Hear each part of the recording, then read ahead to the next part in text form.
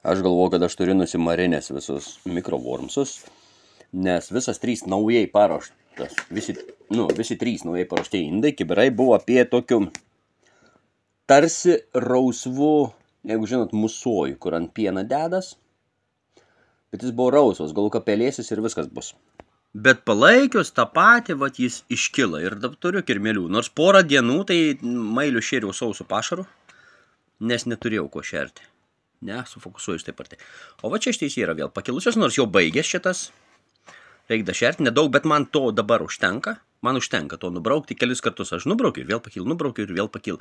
Tik čia drėgmė mažai laikosi, tai neliep aukščiau jie. Bet man va to užtenka, aš tokia metalinė plokštelė nubraukiu juos. Net nenaudoju su krapštuką dabar, tik tam ir tik į mailiaus akvariumą. Ir dabar maišaus naują porciją. Susitryniau košės. Nes dar vieną dalyką suradau, kad padėjus tulkę prie pat ventiliacijas aukštai ant lentynėlės, nėra jokios marvės namuose.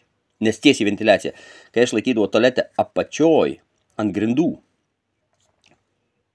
pakrauklę, tai visas tualetas prieidavo kvapą, o padėjus prie pat ventiliacijas, ištraukia viską laukį, nėra jokio kvapo namuose.